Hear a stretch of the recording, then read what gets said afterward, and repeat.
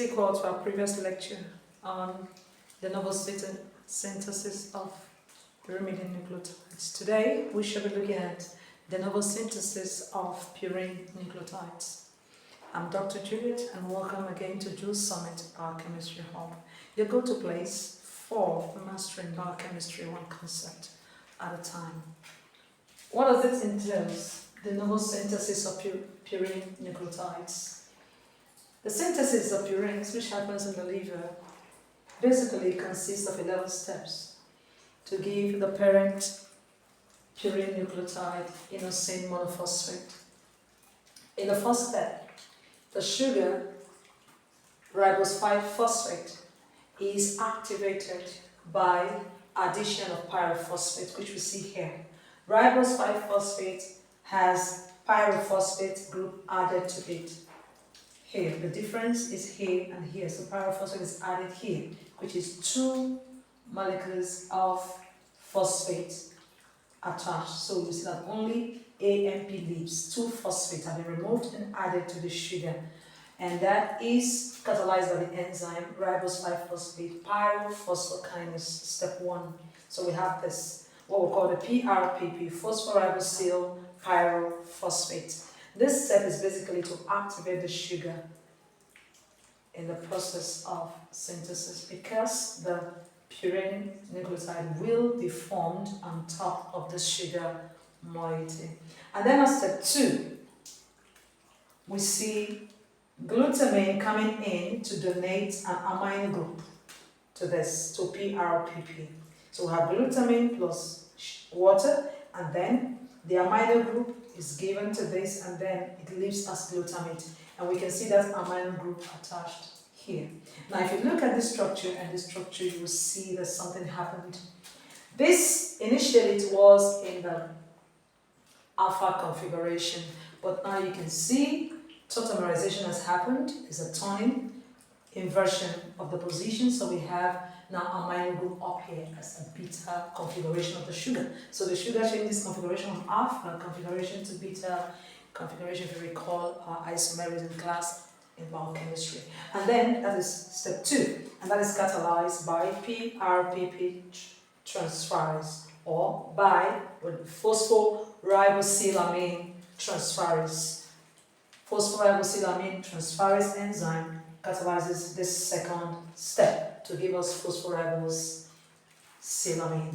And then at the third step, you can see the synthesis of glycinamide ribonucleotides, which we call GAR, from PRA, catalyzed by the enzyme glycinamide ribonucleotide synthesis, GAR synthesis. Here we see glycine. The first amino acid we saw here was glutamine, and now we see glycine as step 3 coming in. The simplest amino acid, glycine, comes in, to add itself to what is happening here, to phosphoribosylamine, to give us glycinamide ribonucleotide. So you can see that the whole of this is a glycine amino acid. And then you can see that the entire of this ribose 5-phosphate is now represented as R5P with the amino. So another way of drawing this diagram, simplified versions like this, so that when you add glycine to it, you have this GAR.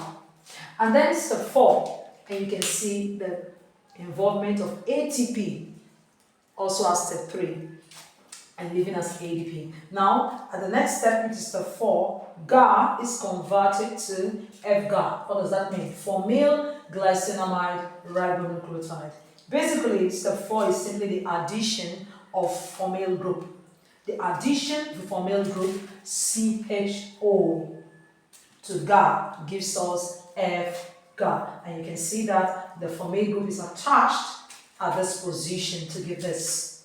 So apart from that, every other remains the same. We now have the new, another metabolite, FGAR, as step 4. And what donates that formyl group is N10-formyl tetrahydrofolate. Comes in, donates its formyl group, and then leaves as tetrahydrofolate, which you know is a coenzyme. And then as step 5, we have the synthesis of FGAN, formyl glycinamidine ribonucleotide. What's the difference between this and this? Simple, just an addition of amino group donated by glutamine to this position. So the difference between this and this is just at this position where you have oxygen atom here replaced by an amino group donated by glutamine, which lives as glutamate. Glutamine lives as glutamate. Water is involved with a molecule of ATP, which is hydrolyzed to ADP and inorganic phosphate. So we have our F gamma.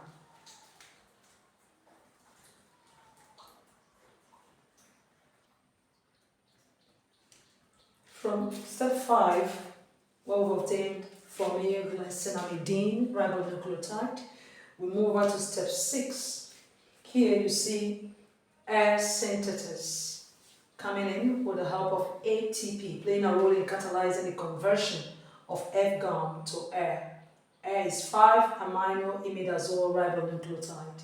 So what is happening here is just, a covering of the ring. A bond is formed between this formyl group and this amino group here. And you see this double bond moving from here to here. That's what we have here.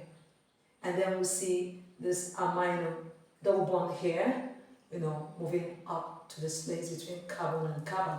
And so that we have 3 bonds here, 4 are on carbon, 3 are on nitrogen. So there's a swapping of double bond from here to here and from here to here. So we have this 5-amino imidazole ribonucleotide with the help of ATP catalyzed by air synthesis. From there we move to steps 7, the 7th reaction in this pathway, the de novo synthesis of purine nucleotides, catalyzed by the enzyme air carboxylase to give us 5-amino 4-carboxy amino imidazole ribonucleotide, ACAR.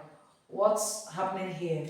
CO2 is donated by this bicarbonate ion, donates CO2 at this position, carbon 4. CO2 donated at carbon 4. As if you number this, 1, 2, 3, 4, 5. At carbon 4. Bicarbonate donates carboxyl group at carbon 4 to air to give a chi. So it becomes 5-amino, amino 5, 4-carboxy, amino imidazole ribonucleotide. The only difference between this and this is just addition of a carboxy group at carbon 4. And then the 8th reaction will be conversion of ACAI to SiCa. What's happening? They're catalyzed by the enzyme SiCa synthesis. What is happening here is that another amino acid, aspartate, comes in here with the help of ATP and ADP to join to this compound also at carbon 4, attaching itself to the carboxy group attached earlier via an amide bond. You see the amino group of aspartate coming in to combine with carboxyl group here. So we have SiCa. N-succinyl 5-amino imidazole 4-carboxamide ribonucleotide. Because of this amino group, carboxamide, because amino group is attached to carboxyl. So no, carboxyl is carboxamide ribonucleotide, SiCa. And then on step 9, we have, from here, we move to the removal or the lysis of fumarate from this. So all of this at step 9 is removed from SiCa to give us ICA. So this succinyl group is gone. All of this is removed, so we're going to have ICA, which is 5-amino imidazole 4-carboxamide ribonucleotide. So only the amino group is left behind, catalyzed by the enzyme adenine succinate lyase. So we have this. And then the 10th step reaction in this pathway is catalyzed by the enzyme 5-car transformylase. Again, another molecule of N10-formyl tetrahydrofolate comes in, donating a formyl group to this, at this position. Remember the amino group added earlier? Now a formyl group is donated by this coenzyme at this junction. So we have this here, CHO, formyl group, giving us 5-car. which is for male, and then the rest of it. 5 amino, imidazole, 4 carboxamide, ribonucleotide, 5-car. And then the last step to give us our parent purine nucleotide, which is inosine monophosphate, is the removal of a water molecule from 5-car to give us inosine monophosphate. What happens here is simply just a removal to cover the gap here. To form this ring, we have a removal of water molecule. So remove 1 oxygen here and then 2 hydrogen here. This is covered so that the opening here is closed between nitrogen and carbon. Here is closed.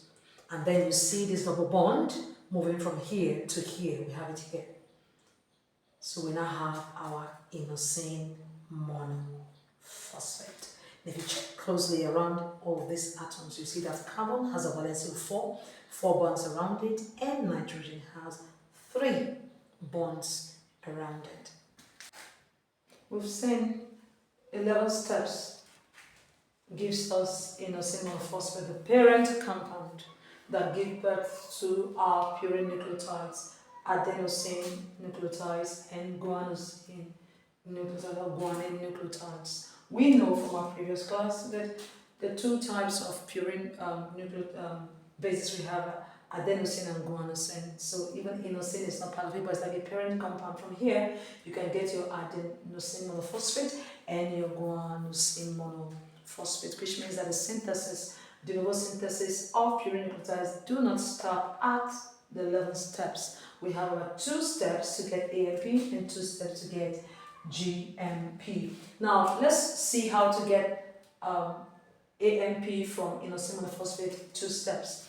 Now if you look at this is the inosine monophosphate we obtained from our 11-step pathway, de novo synthesis of purine nucleotides. Now you can see that what happens from RNP, you get adenylosuccinate, which is catalyzed by the enzyme adenylosuccinate synthetase, where aspartate comes in to combine with inosine at the oxygen atom here. So we see it's also joining by its amino group. So this is aspartate joining at this point here with the help of the amino group so that oxygen is given off. And that involves the hydrolysis of GTP to GDP plus inorganic phosphate. So it's not ATP. GTP is the energy molecule used for this reaction to give us adenylosuccinate. And then the next step and the final step to get AMP from inosine monophosphate is catalyzed by the enzyme adenylosuccinate lyase, an enzyme that removes fumarate. All of this. When aspartate loses an amino group, aspartate amino acid with amino group becomes fumarate. Fumarate leaves the reaction, catalyzed by the enzyme lyase to give us adenosine monophosphate. So when all this leaves, what you have is adenosine monophosphate. You can see the amino group here, be relieved of the other part of the amino acid. And then you see that what is happening, you see double bonds. No, you see the double here, virtually everything remains the same. This is the only point where we have a change, so everything remains almost the same. Now looking at how to obtain guanosine monophosphate from inosine monophosphate, 2 steps as well. The first is catalyzed by inosine monophosphate dehydrogenase, where the coenzyme NAD, oxidized NAD plus water comes in, and then NAD is reduced to NADH plus a proton. What is happening here, the summary is just addition of oxygen atom at this point. Addition of oxygen atom at this point. You can see no longer H is now C double bond O. That's what is happening here. So water is removed, from, there's a removal of 2 hydrogen atoms. These 2 hydrogen here reduces this, and oxygen is simply inserted here to give us xanthosine monophosphate. And then the final step, catalyzed by the enzyme guanosine monophosphate synthetase, is the reaction where glutamine comes in to donate an amino group at that point where oxygen was attached. amino group donated at this point, and then this double bond moves this direction from here to here, and here becomes attached with amino group. Water plays a role there with a molecule of ATP. So glutamate leaves, and then ATP is hydrolyzed not to ADP and inorganic phosphate, but to AMP and pyrophosphate to give us guanosine monophosphate. So you can see this interesting pathway, intriguing and enjoyable. Now, quickly, let's look at what's the basic major. Let's compare de novo synthesis of purine nucleotides and pyrimidine nucleotides, which was handled earlier in one of our classes. Now, the first thing you need to remember when comparing them, differences now, is that purines are synthesized on the sugar moiety. We see us starting with ribose 5-phosphate, which was activated to PRPP, and then we take it on from there. We see this ring built on the sugar molecule, unlike in pyrimidine, where the ring is built free before attached to the sugar moiety. Another thing we can say differences is complexity. You see that the de novo synthesis of purine nucleotides is more complex than that of pyrimidine. How so? This, for example, takes 11 steps, while in pyrimidine we have just 6 steps. And then we have our nucleotides. And then also you talk about the amount of ATP involved. Here you can see we have from the first step to the 11 steps, we have 6 molecules of ATP consumed at step 1, 3, 5, 6, 7, and 8. While for pyrimidine, just 2 molecules of ATP utilized at the first step. Another thing you can also say about the differences is the location this reaction is taking place. All of this reaction, the 11th step, down to IMP, occurs in the cytosol of the liver. But in pyrimidine, we saw step 4 taking place in the inner mitochondrial membrane of the liver cells. And lastly, another thing we can talk about is amino acids involved. For these 11 steps that give us IMP, we can see glutamine, aspartate, glycine coming into play. And then we'll take it up from IMP to this part. We can also see more of glutamine and aspartate involved in the reaction. But in the synthesis of pyrimidines, we just saw 2 amino acids at play, glutamine and aspartate. Glycine is not involved in the synthesis of de novo pyrimidine synthesis. What about the similarities? Yeah, we have few similarities. Both purine nucleotide and pyrimidine nucleotide de novo synthesis involve the use of ATP. Both occur in the liver cells, and the sugar moiety, whether for this or the other, must first of all be activated to phosphoribosylpyrophosphate pyrophosphate before it is included in the reaction. I trust that we enjoyed ourselves today. We had a nice time together. I'm excited. I hope you too. If you found this helpful, kindly like what we do on Facebook. You can follow us on Facebook, YouTube, and TikTok. Like us, follow us, subscribe to our channel for more exciting, intriguing, and educating tutorials on biochemistry as we simplify biochemistry concepts one step at a time. Until I see you again, bye-bye for now.